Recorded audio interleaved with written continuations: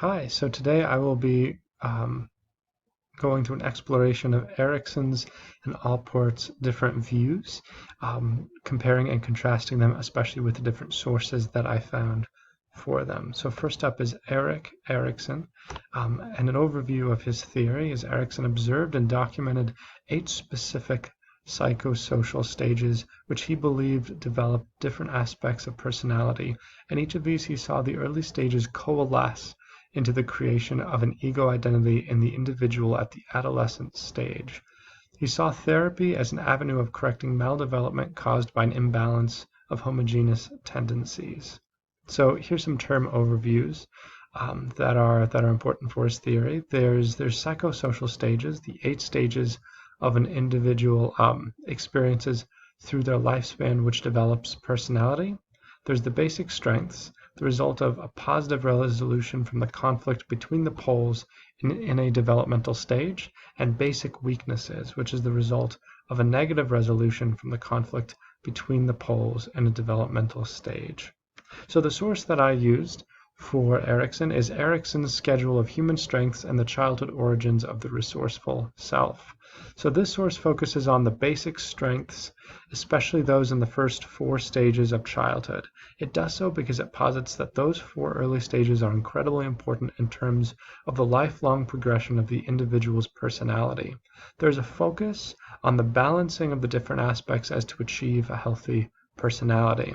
The key feature of this model is that each stage is comprised of a positive and negative pole, and ideally, these interactive poles reflect a balance of forces with a ratio favoring the positive pole. So Erikson's stages of psychosocial development include oral sensory, muscular anal, locomotor genital, latency, adolescence, young adulthood, and maturity and old age. And the way that each one of these stages works is that, so for example, with the oral sensory, from birth to age of 1, they are grappling between the 2 poles of trust and mistrust. So basically the idea here is that there has to be a tension here between the 2, and they have to gain traits from both of these. And the source that I use for Erikson posits that there should be more of leaning towards the positive one, so then towards trust, but there still has to be traits gained from mistrust. So then for example, with trust, there has to be enough trust gained so that the infant and later on the individual is able to trust those around them in order to have healthy relationships, but they also need to mistrust in order to not be gullible and to be able to discern their own social environments. And so with the correlation and with the forces at play between the 2 poles, if they lean too strongly towards one or the other, there will be maldevelopment. And if they comprise this conflict properly, then they'll gain a basic strength, and they can gain a basic weakness if they fail it. So the basic strengths here are hope, strength, purpose, competence, fidelity, love, care, and wisdom.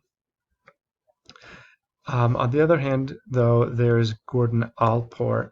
So Allport viewed personality as ruled by dynamic organization, meaning that it is ever-changing in an organized way and is not random. He posited that it was affected by 2 major areas.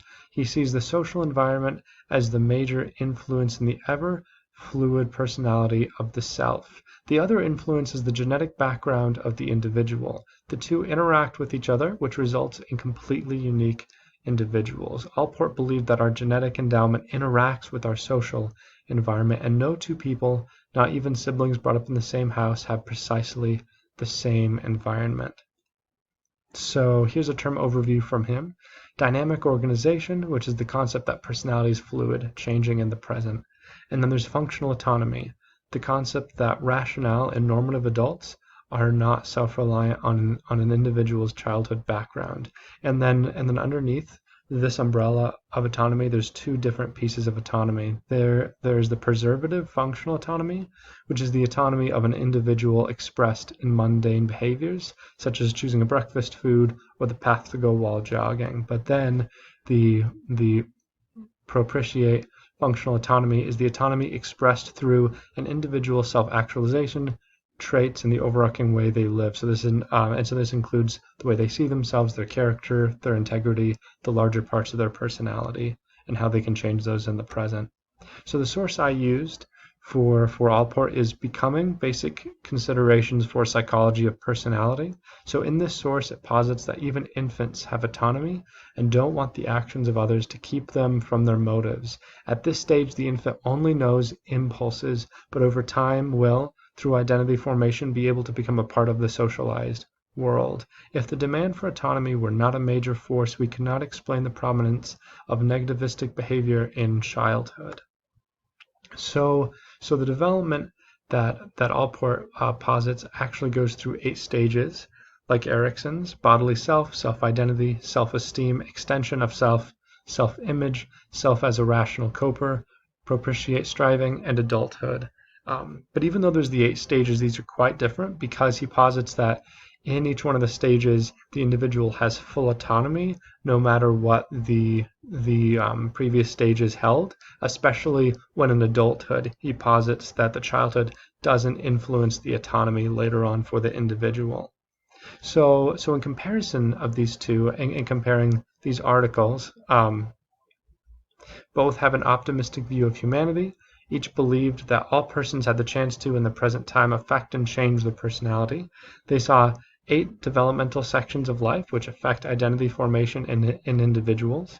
But there is quite a large contrast between the two. My source for Erikson focuses on the childhood origins of an individual and investigates how that influences the individual in the present day. On the other hand, the source for Gordon Allport argues that an individual's autonomy in the here and now must be divorced from their childhood experiences. He believed that their identity developed through childhood, but that actions in their present are a separate entity altogether. Erikson focuses on the tension and conflict between the different poles in each developmental stage, which can form basic strengths in a person's personality. Gordon Allport instead focuses on the individual's interactions in the here and now, coupled with an emphasis on the effect of one's social environment. So this is an overview of both of those psychologists' views and also how these sources interact. And here are my sources. Thank you so much, and I hope that you have a blessed day. Bye.